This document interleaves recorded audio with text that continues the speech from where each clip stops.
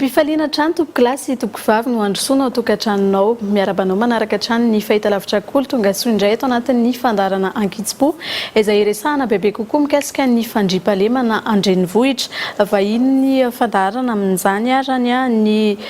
commissaire principal de police Ainanirina Albert Estel talen'ny kabinetra ao anivon'ny ministera-ny filaminam-bahoaka raha miresaka fandriampahalemana an-tanan-dehibe sika dia tompona andraikitra voalohany amin'izany eo anivon'ny polisy pirenena sy ny ministera ny filaminam-bahoaka miarabanao Andriamatoa talen'ny kabinetra tonga soa eto amin'ny fandarana. Miaraba ny Fezor dia miaraba ny mpijery télé Kolo TV amin'izao fotoana izao.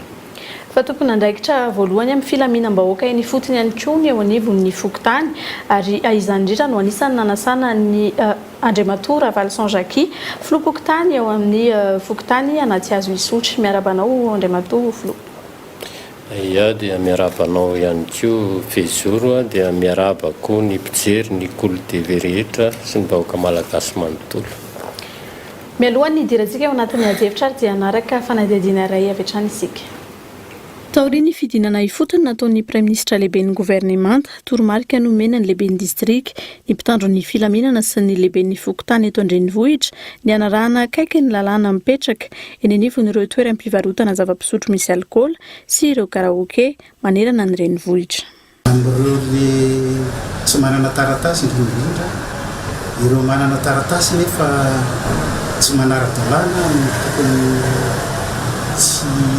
dino fermetura n'ireny karaoke ireny zany sy bara ireny tsy maintsy raha maso akaiky tsy maintsy vidina amin'ny 21h zany tsy maintsy vidy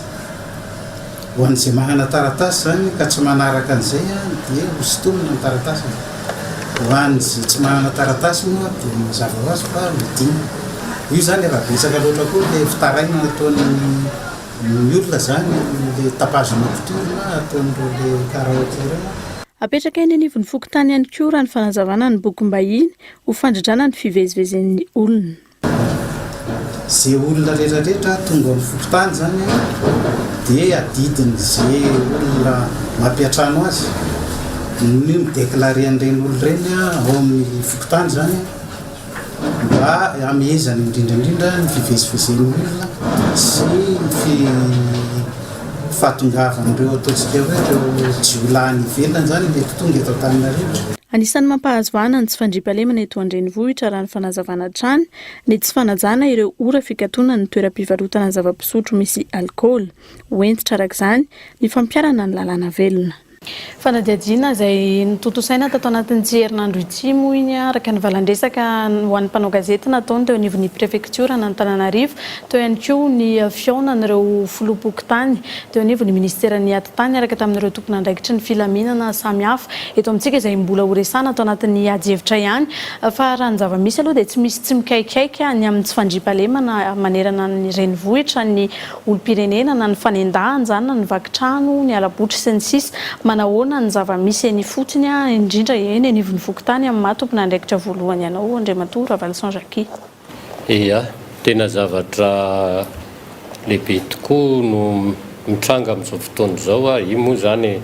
eto aloha dia resahako tsara fa tsy hoe voaingana na tamin'ny taona firy fa efa ela satria za tamin'ny taona 96 nefa filoha-pokotany tamin'izany andro zany nefa nisy ny tsy fandriampahalemana indrindra fa ireo sito mahery sy fanendahana ireo zany dia efa nisy tamin'izany andro zany fa tamin'izany moa nalaladalaka ny fifanenjehana dia tsy dia tena nanjaka izy fa amin'izao fotoana izao tena mikaikaika ny vahoaka tena mijaly satria na hivoaka ny trano ary dia efa mitebiteby foana zao satria naiza mihitsy zany alea dia misy foana ny fanaovana sito mahery na fanendahana zay ary tsy voafetra mihitsy na ny ora na ny toerana fa misy ary tapoka foana izy io dia tena hoe miaina mitebiteby sy orooro mihitsy ny mponina zany zao dia jaly. Ia, ho an'ny eo anivon'ny polisy pirenena manahoana ny fitarainana izay voarainareo? Eo anivon'ny polisy pirenena maro ny fitarainana izay hoentin'ny vahoaka. Ny fitarainana moa azontsika zaraina lafiny anankiroa. Ny eo ilay olona mitaraina mivantana dia manantona ny isam-pandraran'ny polisy fa maro dia maro ihany koa nefany ireo olona izay tsy mitaraina mivantana tonga eny amin'ny sampandrara fa mitaraina amin'ny alalan'ny teknôlôjia moderna dia ny Facebook zany a mahafantatra ny Facebook ampiasain'ny eo anivon'ny polisy izy ireny a dia mandefa fitarainana amin'ny alalan'ireny Facebook ireny. Ny saorana bedabean'ny olona izay matetika mitondra an'ireny fitarainana na trangany zavatra hitany amin'ny fandrikan-dalàna ireny a dia sady manoro hevitra na mpitandro filaminana ihany izy ao anatin'ireny fitarainana ireny, isaorana bedabe ireny. Inona no mety hoe eo anatrehan'izay ho anareo tompona andraikitra eny anivon'ny vokotany ny paikady ny raisina na hoe fepetra manokana ahafahana mampitony an'ilay tsy fandriam-pahalemana izay efa hita fa miopampana indrindra moa eny amin'ny manodidina ny faritra izay hiadidinao? Ia, ny vokotany moa zany samy manana ny tena paikadiny satria miakina koa amin'ny hoentomanana izay. Fa raha ho ahy manokana zany raha ny vokotany koa za moa zany manana sécurité miambina eran'ny tanàna indrindra fa amin'ny alina fa ho an'ny vokotany amin'ny akapobeany a dia eo le voameran'ny fandriam-pahaleman'izay izay nampiasaina kanefa raha mahalala ihany fa ohatrany hoe adidy tselitselikeny ihany izay fandriam-pahaleman'izay a fa ny tena marina zany dia tokony hoe isy ny fepetra tena entitra irahana amin'ny fanjakana mihitsy anaovana an'izay fiahinany vahoaka izay fa hatreto aloha ny fiaraha-miasa amin'ny polisy misy saingy tsy ampy be dia be zay ka dia zay ny tena hoe tiana ho resahana. Ohatrany ahoana izay resaka hoe tsy fahampiny ny fiara-miasa mitandro ny filaminan'izay? Voalohany indrindra aloha ny tsy fahampian'ny olona eo amin'ny polisy dia efa zavatra ngeza be zay satria tsy mahasahana mihitsy ny faritra ray manontolo eto Antananarivo zany ny polisy raha eto Antananarivo fotsiny resahana raha ho an'ny farim-piadidin'ny 4e arrondissement izay misy anay dia hitanay mihitsy hoe tsy ampy izay ary mitaraina mihitsy moa ny tompona andraikitra azy hoe tsy fahampian'ny olona ary izay indrindra ny mahatonga an'le mitenenako teo hoe tokony efa isy fepetra hafa ho raisina mihitsy ahafahana manampy an'izay polisy-pirenena izay satria tsy voasahana tokoa le izy. Iverenantsika mikasika an'izay fepetra izay rehefa avy eo fa somary miteraka hoe fitarainana sy fimenomenonana ihany eo amin'ny vahoaka ny hoe fahatarany ny intervention ny eo anivon'ny polisy ianareo nefa mety azo lazaina ihany hoe fa mahafantatra ny paikady fanaon'ireo mpanao ratsy ireo ahoana mikasika an'izay? Ia, misaotra amin'ilay fanontaniana satria tena tsara ilay izy. Maro tokoa ny fitarainana entin'ny vahoaka mikasika ny hoe taraiky ny fahatongavan'ny polisy. Tsy resaka ny hoentomanana eo anivon'ny ministeran'ny filaminam-bahoaka fa tia metraka trangan-javatra anankiray izay mitranga eto Antananarivo amin'izao fotoana izao dia ny firoboroboan'ny fanorenana trano izay matetika tsy manaraka ny rafitra tokony ho izy ka manatery ny lalana ary ireny zavatra ireny mety jerentsika ny eny an-dalana eny izy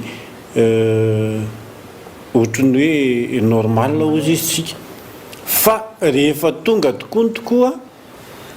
dia tena zavatra farak'izay manahirana ny mpitandro filaminana ny manenjika ny olon-dratsy any anatin'ireny elakelan-trano ireny. Zay ny tranga anankiray. Ny tranga iray faharoa dia ilay itsika malagasy amin'ny ankapobeny tafiditra ao anatin'izany ny tena koa izay tsy ohatrany tsy manana fahamailona izany tsika amina trangan-javatra misy eo.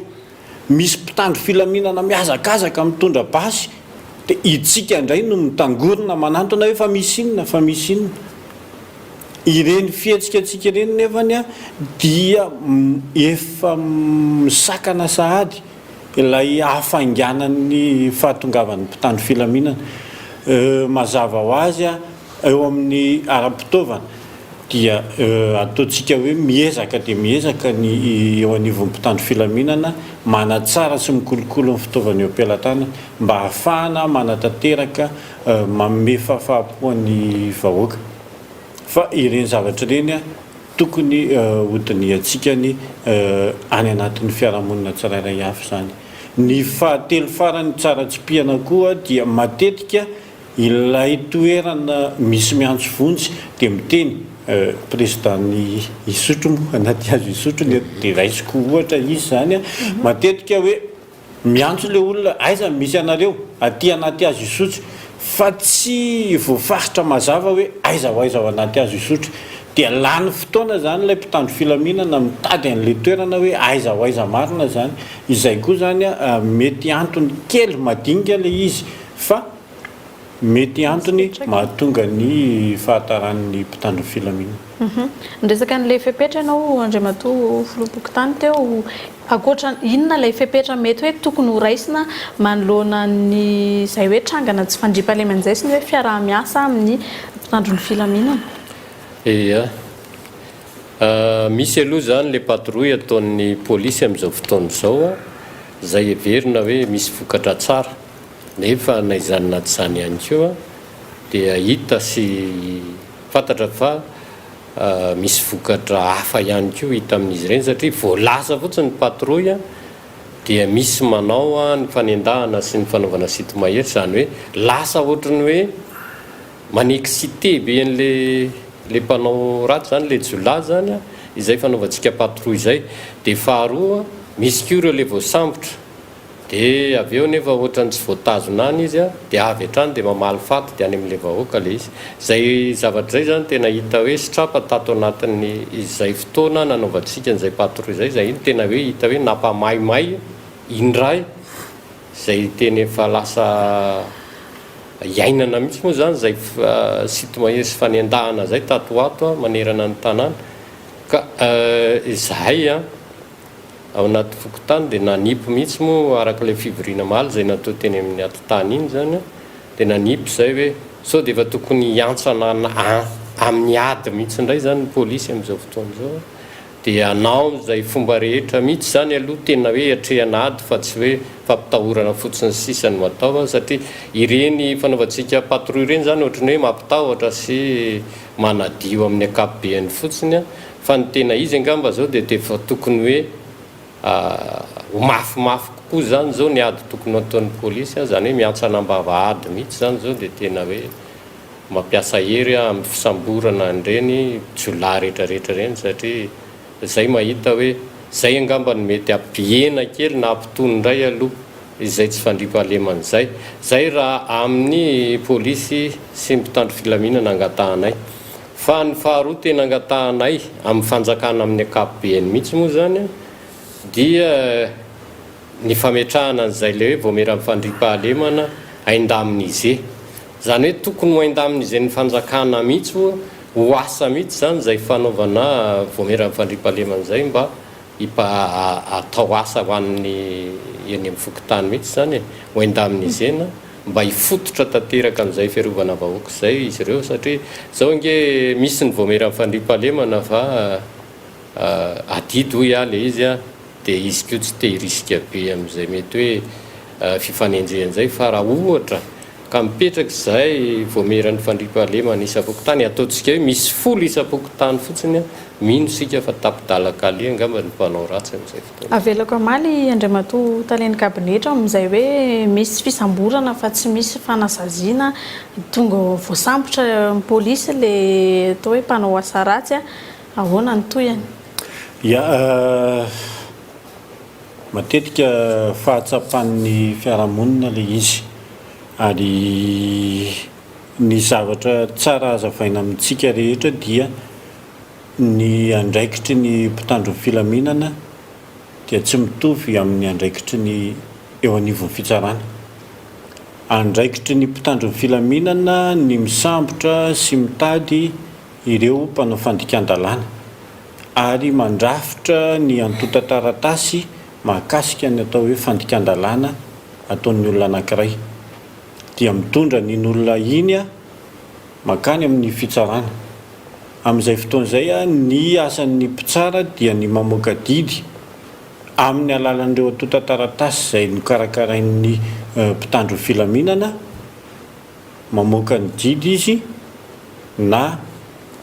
anagatra na andefa n'ilay olona any amponja na amototra n'lay olona amototra an'ilay olona amin'ny karazany maro samihafa noho ny antony maro samihafa. Ny zavatra tokony ho fantatritsika vahoaka dia ny hoe itsika na dia fantatritsika ilay olona fa jiolahy matetika izy ireny dia votsotra eny anivon'ny fitsarana noho ny tsy fahampian'ny vesatra ara-pirofo izay hoentina manoloana an'izay. Ny anarako ny saintsika mantsy dia izao, itsika mieritreritra fa rehefa tonga ny anatin'ny mpitandro filaminana na eny anivon'ny mpitandro filaminana ny olona anankiray dia tapitra hatreo ny andraikitritsika, fa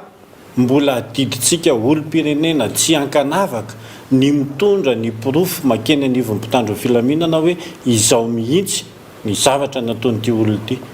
fa tsy hoe ny hoentina anakeo fotsiny ilay olona dia eritreretina hoe nanao fandikan-dalàna dia itsika amin'izay fotoan'izay tonga dia manana eritreritra avy hatrany hoe higadra iny olona iny. Ny mahatonga na amin'ny teny an'izay dia tsotra fotsiny rehefa tsy ampy ilay pirofo na tonga eny amin'ny fitsarana na resy lahatra ary ilay mpitsara hoe tokony hogadraina ilay olona fa tsy ampy ny pirofo dia voatery tsy maintsy mamototra n'iny olona iny sady. Izay zany tokony ho fantatritsika olom-pirenena tsirairay izay hoe mila pirofo daholo ny resaka raharaham-pitsarana eto Madagasikara. Raha ohatra ihany koa ka hoe tsy tonga eny anivon'ny fitsarana fa hoe tapitra teo anivon'ny mpitandro ny filaminana ny procédure, inona ny zavatra mety hitranga ao anatin'izay? Tapitra eo anivon'ny mpitandro filaminana ny procédure amin'ny ankapobeny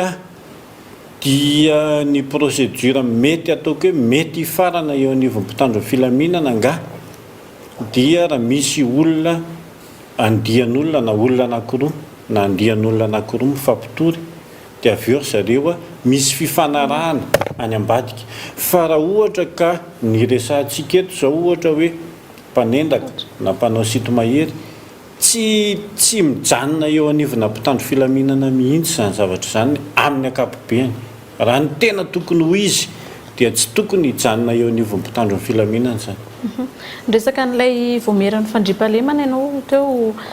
indraindray ihany koa zavatra tsy azo lavina mety misy amin'ireo voameran'ny fandriampahalemana no alaim-panahy iray tsy kombakomba amin'ireo mpanao ratsy, inona no mety fepetra eo anatrehan'izay na hoe nefa ihany koa fantatritsika fa olona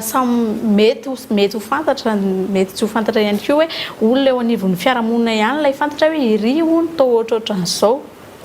Izay tokoa ilay izy. Marina tokoa izay resahanao izay kanefa zay le tiako resahana tsara hoe rehefa apetrakitsika ho asy io dia zay fahalalany azy zay aza ny tena mety ampilamina azy, satria hoe rehefa andraikiny zay dia anjarany mihitsy no miteny n'ilay everitsika ho jolahy eo amin'ilay faritra. Fa amin'izao fotoana izao zay le resahan'ny komisera teo hoe misy ny vototra sy ny tsy vototra dia misy tokoa zay ange, tsy any amin'ny fokotany ihany zay, any amin'ny polisy keo dia misy, any amin'ny fitsarana dia misy zay le hoe mety firaisana tsy kombakomba kely zay moa le hoe écolazy zay, ary zay mihitsy aza ny tena lasa hoe mampangatsika ny vahoaka zany amin'izao fotoana izao le hoe tsy ho voatana any zao io fa rehefa tonga azy dia ohatran'izay le izy. Dia iny moa efa napitsidiky komisera teo le hoe tsy tokony hisy mihitsy fampihavanana atao indrindrindrindra zany rehefa hoe resaka halatra, ary zay tena miantso ny polisy firenena mihitsy tsy hisy an'izay mihitsy any amin'ny polisy, fa rehefa hita sy tratra izy fa hoe resaka halatra sy io sito mahery io zany dia aloha any amin'ny fitsarana foana mifarana izy zay ho ataon'ny fitsarana eo, dia zay ny zavatra andrasanay, satria raha vo any amin'ny polisy no misy zay mety filaminana zay dia zay le mandoto zay. Ka iny tena isorako ny komisera, tsy tokony hisy zay ary tokony mampalalana mihitsy zay, fa tsy tokony hisy fampihavanana mihitsy amin'ny resaka halatra zany any amin'ny polisy firenena. Eny efa nany amin'ny fitsarana koa azy, fa io resaka fitsarana io mihitsy moa zany tena anankiray tokony asiana koa zany resaka mafy momba n'ity fandriampahalemana ity. Asa hoe azoko resahana ve zay, satria ny zavatra misy amin'izao fotoana izao tena hoe mahatonga ny vahoaka iraviravin-tanana mihitsy zany zao, tsy sa manotory, tsy sa manenjika dia tsotra. maivana loatra lay sazy ampiarina amin'ireo mpanao sitomahery sy mpanendaka mpangalatra ireo zany zao tena hoe maivana satria heritaona raha be indrindra telo volana dia mivoaka le olona dia avy eo zany matahotra le vahoaka zay ny tena mahatonga le vahoaka zany sa tena mitoroka nefa araka le resaka dinika natao tao amin'ny atany dia hoe tokony isa ny vahoaka mihitsy zany tokony hoe efa hitoroka ary dia mazava be le tenin'ny commissaire teo hoe matetika tsy ampy mipirofo tsy ampy mipirofo satria tsy misy mitory mihitsy le olona rehefa aveo rehefa tonga any le ianoany hoe na izay fokotany ary zay moa le nampitainay tao hoe zay inge manome hoe reto le olona reto kanefa izay le nazavaina tao hoe le lalàna mihitsy no mifehtsika tsy afaka manao inoninitsika rehefa tsy misy mitory le olona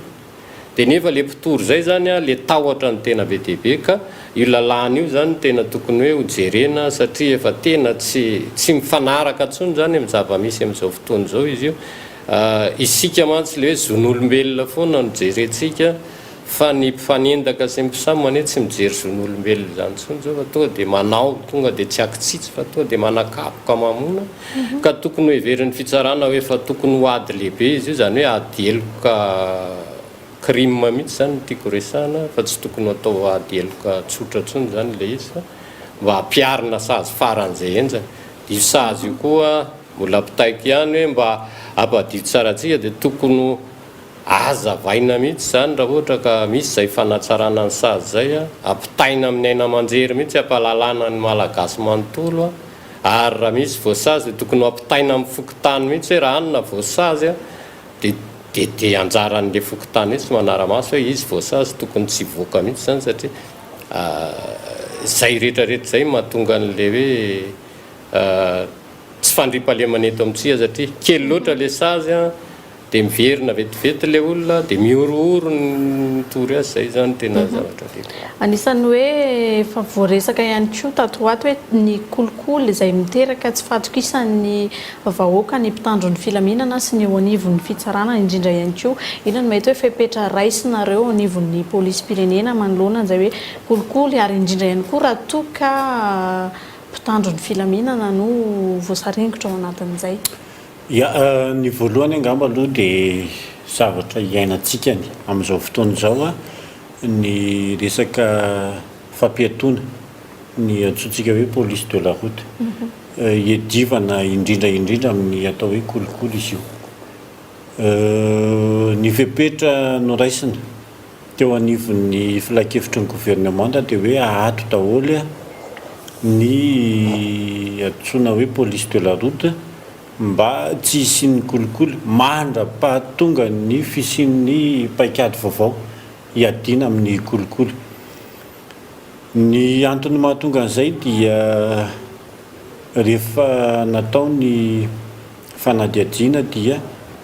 isan'ny maharatsy laza ny mpitandro filaminana ny fakana vola eny an-dalana miara-manaiky an'izany ny rehetrarehetra ary efa maro ihany ireo fanetanana sy sazy nampiarina na ny teo anivon'ny polisy pirenena zany na ny teo anivon'ny mpitandro filaminana hafa fa tsy foana le izy ka mifandraika indrindra amin'ilay ivinan'ny andriamatofilohan'ny repoblika le izy hoe hamongotra hatramin'ny faran'ny kolikoly dia izay no hitan'ny teo anivon'ny ministeran'ny filaminam-bahoaka sy ny teo anivon'ny gendarmerie pirenena hoe ajanony kely aloha ny momba ny resaka police de la route na izany tsy zany tsy ny police de la route ihany akory no atao hoe sehatrasa misy ny kolikoly na ny eo anivon'ny ministeran'ny filaminam-bahoaka no tenenina fa ny ministera dia efa nametraka paikady efa hatramin'ny ela ihany ny jina tamin'ny kolikoly io hatretontsika ny mety mbola tsy mipaka any amin'ny vahoaka ny vokatra ireny paikady ireny hatreto dia misy ny rafitra izay antsoina hoe inspection générale de la police nationale izay eo anosy no misy an'io rafitra io a dia io no miandraikitra ny zavatra rehetrarehetra tafiditra ao anatin'izany ny kolikoly a izay mahakasika na ny fitondran-tena na ny fiatsika fomba mampanao tsy mety ataon'ny polisy anankiray satria za efa nyteny teo hoe mety tsy mipakany amintsika vahoaka le izy na dia misy ary ny vahoaka mikaikaika hoe misy polisy ohatr'izao misy polisy ohatr'izao misy polisy ohatr'izao a dia noho ny antony a marina fa mitombo ny olona tonga mitory ao amin'ny inspection générale fa mbola matahotra ihany ny olona andeha hitory mpitandro filaminana matahotra ny olona andeha hitory mpitandro filaminana izay no ray voalohany a ny anankiray faharoa dia matetika izay foana moa no tsikera hoentin'ny olona dia hoe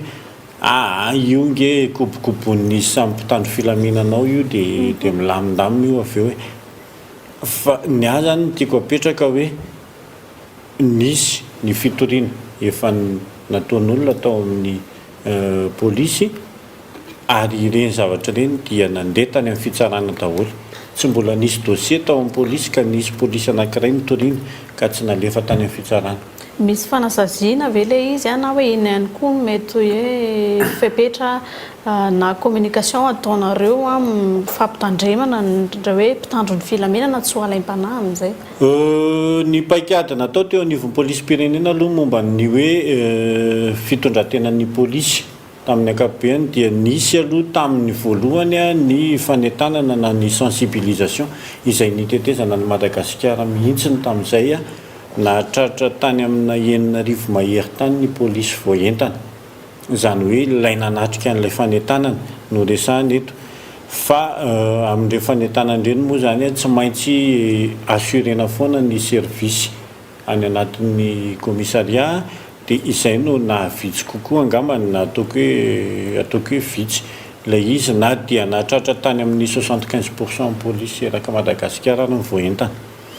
tao aorianan'io fanentanana io dia niroso tamin'ny ataontsika hoe fanasaziana ny polisy pirenena ny fanasaziana dia misy lafiny anankiroa eo a ny lafiny ara-pitsipifehezana na ny atsotsika hoe administratif ary eo a ny lafiny ara-adieloka na ilay atsotsika hoe pénal ny lafiny ara-pitsipifehezana dia ny ao anivon'ny ministera zany no misy eo ilay izy ary ny lafiny araka adieloka dia ny makeny amin'ny fitsarana ny zavatra tokony ho fantatritsika dia izao hoe itsika raha mahita trangan-javatra androany mahadiso polisy anankiray ka mitory an'iny polisy iny tsika androany dia mieritreritra fa rapitso dia mivoaka ilay sasy izay ataoko hoe ahintsoko kely zany izay fomba fijery izay satria tsy maintsy misy foana ny fanadiadiana tsy maintsy misy foana ny fanadiadiana tsy hoe satria tsika ny androany mitory polisy dia tonga dia hoe tsy maintsy voasazy ny polisy iny fa atao ny fanadiadiana atsoina azy efa volombelona atao daholo ny rehetrarehetra ka raha hita fa mitombona ilay fitoriana nataontsika dia manasazy ny polisy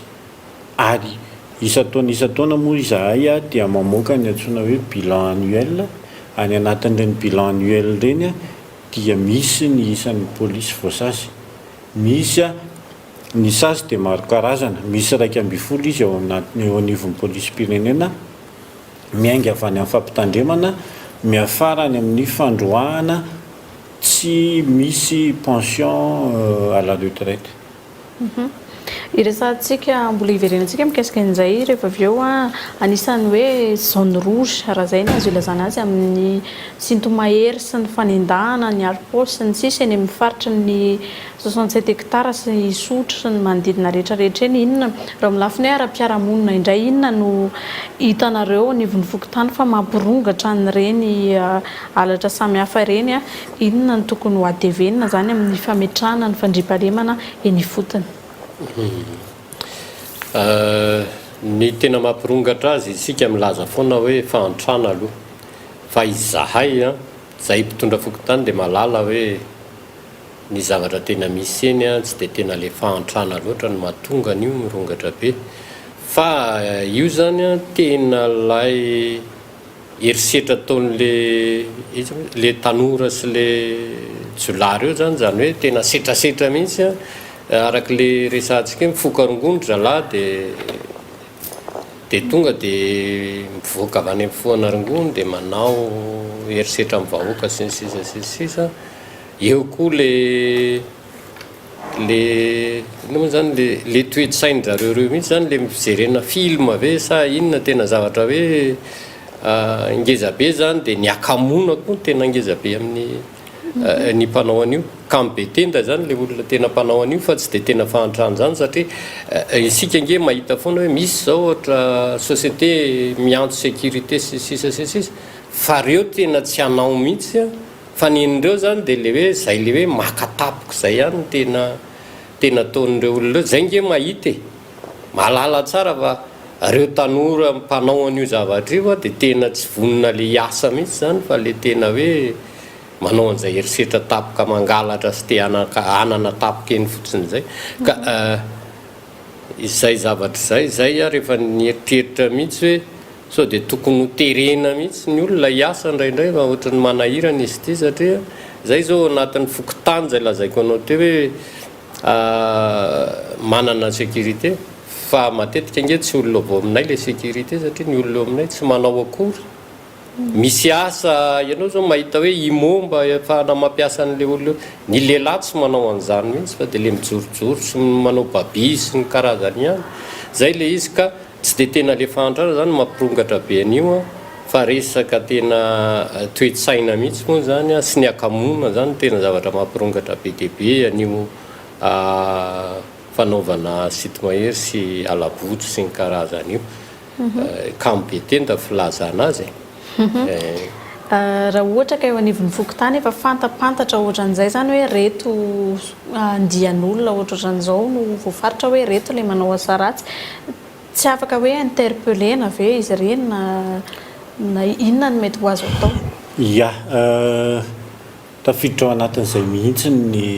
antony anankiray na tonga n'ilay fivoriana teo anivon'ny ministeran'ny filaminam-bahoaka sy ny filoha-pokotany 2021 teto Antananarivo azavaiko tsotsotra ny fandehan'ny tetikady napetraka teo anivon'ny ministera araky ny vina napetraka andriamatoa minisitra dia ilay mitondra ny hoe police de visibilité tamin'ny voalohany dia nametraka ny atao hoe patrouille izahay araky ny lazain'ny président teo a fa rehefa natsapa koa izahay teo anivon'ny polisy pirenena hoe tsy ampitsony ny ezaka tamin'ilay patrouille satria tamin'ny voalohany ilay jiolahy natahotra fa rehefa nijereny le izy a mandalo ihany ka ilay patrouille dia amin'ny fotoana tsy andalovan'ny patrouille indray izy a no manao an'ilay fomba ratsy a dia tsy dia tena naombotsony ilay izy avy eo izahay a dia nisy avany amin'ny fokotany ny filazana hoe ireto olona ireto a mba jerenareo akaiky nisy teny 67 a nisy tatia andotam-penaka izy raha tsy diso a nivoaka sur Facebook moa le izy tamin'izay a nisy teo amin'ny 20 sa 30 any ndray nirofina tao anatina indray andro a izay hitako fa nahafaly ny vahoaka le izy dia teo zany dia niteny andriamatoa minisitra hoe miditra mindroso lalindalina kokoa isika dia mindroso lalindalina kokoa dia ny fiarah-miasa amin'ny chef fokotany sy ny andro-masom-pokon'olona ny fiarah-miasa amin'ny chef fokotany sy ny andro-masom-pokon'olona zany dia ahafahana mahafantatra bebe kokoa hoe ireto tanora ireto na ireto olona reto a no tena mpanao sito mahery ohatra na mpandroba ohatra eo amin'ny fokotany anaty azo isotry amin'izay fotoan'izay ny polisy dia izay vao misy ilay resaka hoe opération monté opération le polisy ahafahana misambotra an'ireny olona ireny a sy manao ankety anazy ao anatina porofo mazava hoe tena zareo manao an'ilay izy dia mandefa anazy makany amin'ny fitsarana. Eo amin'izay etape izay zany zao tsika ny amin'izao nanaitra ny sefokotany 220 ny teo anivon'ny ministera ny filaminam-bahoaka ary nangataka fiaraha-miasa amin'izy ireo dia ho hitantsika ao anatin'ny herinandro manaraka eto hoe aiza ho aiza izay fiaraha-miasa zay tsy manafoana velively an'ilay patrouille. Ny patrouille dia mitohy foana satria nahitam-bokatra ihany koa ireny patrouille ireny. Mitohy foana ny patrouille, mitohy foana koa ny fivezivezen'ny fiara eny anivon'ny arabe. Ny patrouille dia tsara petraka fa tsy ny fanenjehana olon-dratsy fotsiny no tena mission'izy ireny, fa izy ireny koa dia manana mission ampianatra antsika ny olom-pirenena. Raha misy ny etaetantsika tiantsika ho fantatra momba ny asan'ny mpitandro filaminana, afaka manantona an'ireny olona manao patrouille ireny tsika. Misy masitsivana tokony apetraka ve na hoe sa efa misy ve masitsivana ifantenana n'ireo hoe voameran'ny fitandronan'ny filaminana eny anivon'ny vokotany mba hisorohana n'ilay hoe mety ho amin'ireo ihany no mpagnome information an'ireo mpanao asa ratsy? Misy aloha zay sivan'izay tsy maintsy misy satria ataonahoana moa ny ara-iasa mijolana tahaka izany na hoe fa na izany olombelona foana ange ireny tsy fantatrao zay ataony any ambadika any ohatrany ny eo amin'ny mpitandro filaminana dia mitovy daholo amin'izany olombelona ireo tsy fantatrao zay ataony fa ny fahaizana manara-maso azy koa sy ny fanamboarana mihitsy zay le hoe toe-tsaina zay moa dia tena hoe ngezabe amintsika zany fa na iza zany tokony hoe mba efa anitsy ny toe-tsaintsika isika rehetrarehetra. Za zao eto faly aho maheno an'izany resaky commissaire zany hoe isy ny fanenjehana n'ireo polisy manao ny tsy mety sy ny sisa dia efa zava-dehibe ho an'ny vahoaka zany satria anisan'ny lehibe ange na tonga ny vahoaka amin'ny raviravi-tanana isika moa tsy te hifanaratsy fa anisan'ny lehibe tena nampiraviravin-tanana amin'ny vahoaka izay zava-nisy teo aloha fa tsy amin'izao zay vao hivoaka zao dia izay fandraisan'ny polisy tambinkely ekolazy kely sy ny karazany zay tena hoe natonga ny vahoaka natahotra zany satria resantsika teo le hoe fampiavahana na ao dia vita le raharaha ny polisy ohatra zany nisy zany teto nisy tena ny ainana mihitsy zany ary anisan'ny nampiraviravin-tanana na izay sefokotany ary natahotra satria tsotra zay alefanao dia le teneniko teo hoe mivoaka rapitso izy satria tsisy ilay pirofo tsisy le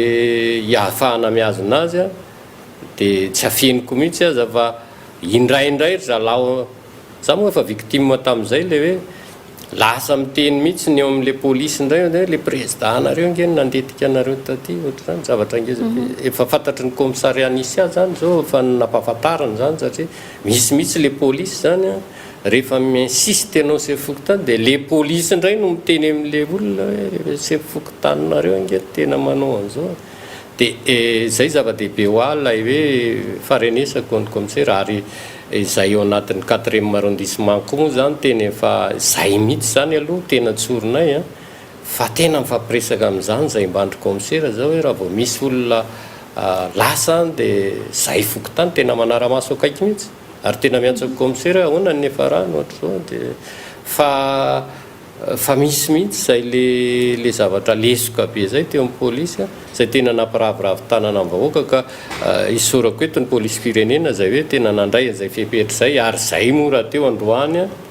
tena nomena telefônina isan'isany maro dia maro mihitsy afahanay miantso raha misy zavatra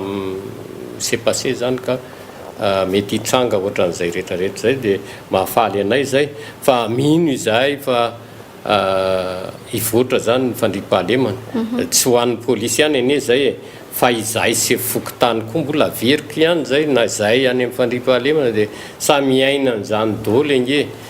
matetika tsy ireo ihany fa na ny olona rehetra mivoaka ny trano andeha hiasa zao matetika 0 ariary any aposiny fa manantena izy rehefa verina dia efa mitondra loka sy vary dika zay zany izy mitady bizina any amin'ny rehetrarehetra any dia ampitaina amintsika rehetra mihitsy fa nany any amin'ny fokotany kio aza dia misy manao an'io zay le lazaintsika teo hoe mampita afatra na anao ninona aza amin'ny polisy tery zalandray mampita hoe tandremy fa misy an'izao arina misy an'izao ary ka le toetsaina zany tena ilaina fanofanangeza be. Amara-paranantsika ny fandaharana rarotina ihany ny fahitananao eto amin'ny plateau ny resaka fakana-keriny ihany koa nanomboka tamin'ny hoe fiandohan'ity taona vaovao sy ambin'ny folo sy roa arivo ity dia nisy maromaro ny sesisesy inona no mety hoe paikady mahomby ahafahana misoroka ny reny mba tsy na ny hoe communauté vahiny mieto amintsika na ny teratany malagasy ihany koa dia hiaran'izay fakana-keriny izay inona no mety hoe paikady mahomby. Ny hoe mety hoe paikady mahomby angamba ny zavatra azontsika ny raisina aloha dia nisy ny ezaka izay nataon'ny mpitandro ny filaminana momba nyreny resaka ataontsika hoe fakana-keriny ireny na ny teo anivon'ny polisy pirenena zany na ny teo anivon'ny gendarmerie pirenena samy nahenontsika tamin'ny alalan'ny fampitam-baovao isan-karazany fa misy amin'ireny mpakan-keriny ireny no tratra misy maromaro somary tampotampoka moa le fanontaniana tsy napoizina fa raha ny homana dia azoko nentina teto ny vokatra teo anivon'ny polisy pirenena fa tsy afaka ny andainga fa nisy ny vokatra ary azo ampahafantarina ny mpijery Kolo TV izy ireny amin'ny fotoana mampety azy. Amin'izao tsika amin'ny resaka izao dia misy ny antsoina hoe cellule mixte d'enquête anti-kidnapping izay iraisan'ny ministera anankitelo izy io dia ny ministeran'ny fitsarana ny eo anivon'ny ministeran'ny filaminam-bahoaka izay misy ny polisy zany ary ny eo anivon'ny sekretera-mpanjakana misahana ny gendarmerie. Ireo ministera anankitelo ireo no manangana no atsontsika hoe cellule mixte d'enquête anti-kidnapping io ary mamolavola ny paikady sy ny tetikady rehetra amin'ny resaka kidnapping. Izany tsy misakana mihitsy ny tsy andraisan'ny polisy na tsy andraisan'ny gendarme ny fitarainana amin'ny fakana-keriny. Donc misy maromaro zany ny rafitra apetraka hiadivana amin'io fankanan-keriny io ary na mahitatsika tena misy fifaninanana masina mihitsy aminay mpitandro filaminana mba iza no azo vokatra bebe kokoa sy tsaratsara kokoa amin'ny resaka fakana-keriny. Tiako horesahana kely na dia mety misy ifandraisana mety tsisy ifandraisana ihany satria nisy fotoana ny teo anivon'ny ministeran'ny filaminam-bahoaka na mpiantso ny mpanao gazety satria momba ny resaka alajaza ny zaza tanora kely mivoaka ny trano sy ohatr'izany dia efa nanao fanamariana ny tompon'andraikitra teo anivonay tamin'izay fotoana izay hoe izy ireny matetika tsy dia tena fankana-keriny fa misy disadisa eo amin'ilay ray aman-dreny sy ilay zaza dia se confie any ivelan'ilay zaza dia mitsoka izy avy eo. Matetika zany amin'ny teny frantsay moa ilay ataontsika hoe fugue le izy matetika zaza mitsoka ny tokantrano ray aman-dreniny no matetika lazaina fa very ilay zaza satria nisy nangalatra na ohatr'izany. Anisan'ny miteraka resabe teo amin'ny tambazotra tserasera sy ny fiarahamonina tokoa izay ala-jaza sy fahaverezan-jaza izay. Anisan'ny hoe ny tenen'ireo ray aman-dreny hita any amin'ny rehetrarehetra eny moa ny hoe zaza 5 taona sy 10 taona ve dia eritreritra hoe hanao fugue tena tsy mitombona mihitsy ve zany ilay filazana hoe ala-jaza. Za tsy miteny hoe tsy mitombona satria mandainga sady mampandainga ny eo anivon'ny ministeran'ny filaminam-bahoaka raha miteny hoe tsy mitombona le hoe ala-jaza satria raha nahatadidy tsika vao tamin'ny fiandohana sa faraparan'ny volana faraparany taona 2024 sy fiandohany ty taona tya no nisy an'ilay zaza kely very tany Majunga izay ny polisy no nahatratra n'ilay olona anankiroa vehivavy sy lehilahy nangalatra n'io zaza io ary nisy ohatr'izay koa teto Antananarivo misy ilay izy ny ala-jaza dia misy fa tsy arakaraky le heverantsika ny anazy hoe tena mipongatra be tsy ahoana ny lazako azy hoe phénomène social angamba ny azoko itenenana anazy tsy phénomène social ny resaka ala-jaza na izany na tsy zany satria le izy misy dia tsara foana ny mitandrina ohatra zao ny tena tadidiko eto ohatra n'le ray aman-dreny teny Ambohimanarina izay nandeha nanatitra ny zanany le dadany dia mbola tsy niditra tsara ny fianarana lasa le dadany nandeha dia nisy olona fantatra le ankizy avy eo naka an'le zaza dia nanafina an'le zaza tao anatina 2 andro angamba izay sa 3 andro dia hitan'ny polisy ilay olona naka an'le zaza fa tao amin'io toeram-pampianarana io dia izay zaza izay no voakasika an'izay zavatra izay ny tiako tenenao anatin'izay zany dia hoe isika ray aman-dreny mila mailo foana mila mifampiresaka foana amin'ny tompona andraikitra rehetrarehetra isikany ary asiana fifampitokisana amin'ny zavatra rehetrarehetra tsy hoe rehefa mitaraina amin'ny zavatra anankiray isikany dia tsy maintsy ho afa-po zato isan-jato fa rehefa afa-po isikany na dia 5.7 isan-jato ary efa misy ezaka lehibe avy any amin'iny olona iny zay hofezintsika izay rehetra voalaza tato anatin'ny fandaharana tato anatin'ny ora iray tato anatin'ny fandaharana Ankitsipo ny fandriampahalemana an-tanan-dehibe no lohahevitra no voaboasana tato anatin'ny fandaharana androany omena iray minitra avy teny farany fohy dia fohy ianareo mirahalahy izay isaorana nanaiko vahiny ny fandaharana tamin'ity androany ity Andriamatoa Ravalson Jackie. Ia dia misaotra antsika misaotra anareo atao anivon'ny Kolo TV dia misaotra ny komisera koa dia misaotra ny vahoaka ny eny mba mbola mampita trano zahay indrindra ho an'ny fitondrana mihitsy zany ny tokony jerena izay fametrahana an'izay vaomera ny fandriampahalemana endamin'izy zay satria zay ny tena kaiky indrindra ny vahoaka ny zavatra matetika misy dia ohatrany hoe tsy voajery mihitsy fokotany io indrindra zao amin'izay sehatra budget zay satria tsy tenenina indray hoe tsisy ny vola kanefa tena rahantsika mahita fa any anivon'ny fokotany tena ingan'ny asa rehetra dia tokony mba efa hojerena kaiky amin'izay zay famahana olana fokotany zay fa zay ny zava-dehibe indrindra dia misaotra antsika tompoko. Ya manantitra ny fisaorana misaotra ny fehizoro misaotra ny teknisiana rehetra any ambadika any misaotra antsika mpijery ny Kolo TV amin'izao ora izao ary ny eo anivon'ny ministeran'ny filaminam-bahoaka dia mangataka hatrany ny fiaraha-miasa feno sy ny fifampitokisana amintsika vahoaka marina fa nanaiky daholo ny polisy rehetrarehetra fa hitandro ny filaminana fa fantatritsika fa tsy asa mora izany atao hoe mitandro filaminana izany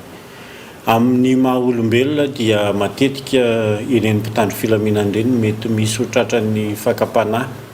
ka andika ny lalàna izay nekeny ho tanterahana sy ho ampiarina dia manentana antsika rehetra ny eto anivon'ny ministeran'ny filaminam-bahoaka ho sahy hitondra ny fitarainana eo anivon'ny antsoina hoe inspection générale de la police nationale eo anosy no misy an'izy io bâtiment annexe 2e étage ao no entintsika ny fitarainana ary mba haharitra isika mandra-pahatapitry ny fanadiadiana rehetra sy ny valin'izay fitarainana entina amintsika zay ny farany dia mankasitraka ny président nitondra ny feon'ny vahoaka tato anatin'ity fandaharana ity mino sy manantena fa ahatsaratsara kokoa ny fifandraisana eo anivon'ny vahoaka sy ny mpitandro ny filaminana ny fandaharana androany mankasitraka makatelina tompoko. Mankasitraka ihany koa ny eo anivon'ny fokontany sy indrindra ihany koa ny eo anivon'ny ministera ny filaminam-bahoaka izay nanaika hitondra izao ajevitra sy ny hevitra avy any aminareo atato anatin'ny fandaharana izao dia antenena tokoa fa tafapakany amin'ny tsirairay avy ary samy handray izay tandrify azy tompona andraikitra sy ny sambatan'olona atao anatin'izay ajevitra ny tanterahana teto androany izay dia izay ihany koa no mamarana ny manakatona ny pejany fandaharana ankitsipo tamin'ny tsizo mahalay ity trany ianao tompo kilasy tompo vavy nanaraka izany hatramin'ny farany ny famerenana ny fandaharana raha tsy ahivina dia ny talata amin'ny 2 ora tolakandro veloma tompoko